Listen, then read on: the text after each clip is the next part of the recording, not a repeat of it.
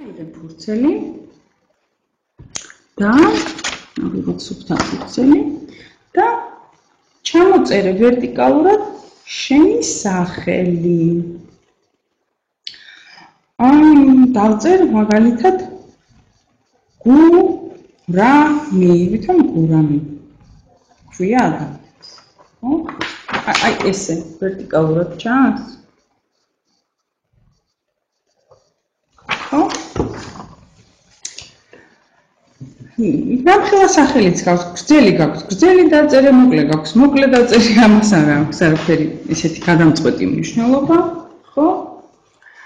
და ეხლა ჩამოწერე აი ასოები რაც არის, ხო?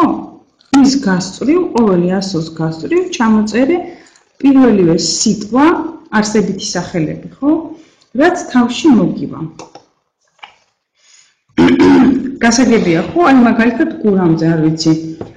გ-ზე გიტარა, უ-ზე უთო, რ-ზე არ ვიცი. რემა. ა-ზე რაღაცა კიდე. გასაგებია ხო? სიხარულო გურამი მაგალითია, შენი სახელი უნდა დაწერო. ანუ შენ სახელს ჩამოწერ, დაწერ ასე ვერტიკალურად. გურამი. არ ვიცი გამახსენდა გურამი. ასე ვერტიკალურად დაწერ და მოწერ სიტყვებს. თითო სიტყვა, თითო ასოზე თითო სიტყვა პირველი რაც მოდის თავში.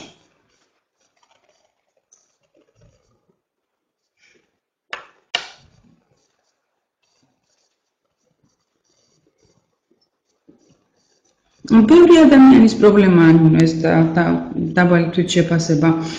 სამწუხაროდ ჩვენს კულტურაში, აღზრდის წესში არ იყო ეს ჩადებული, რომ აი შვილი უნდა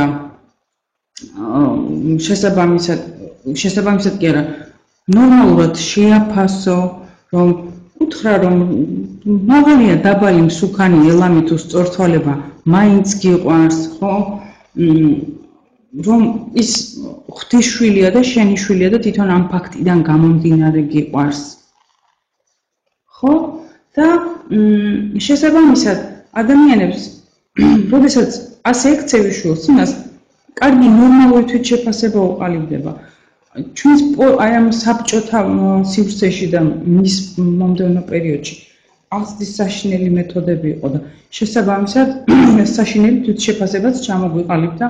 ძალიან იშვიათად რომ ნორმალური თვითშეფასებით ადამიანი შემხვდეს, თუ არის თავზე არ მუშაობს სერიოზულად და ძალიან იშვიათად.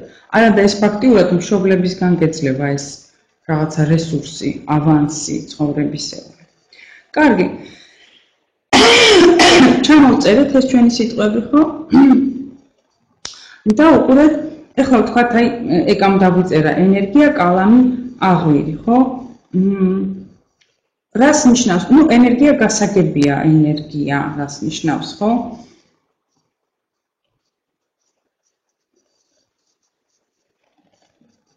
კალამი რა არის შენთვის?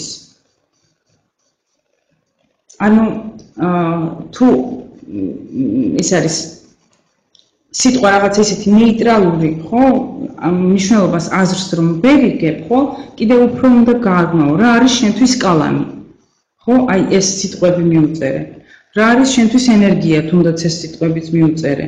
რა არის შენთვის აღვირი, ეს სიტყვებიც მიუწერე და ასეთნაირად გამოავლენ შენს დამოკიდებულებას შენი თავის მიმართ.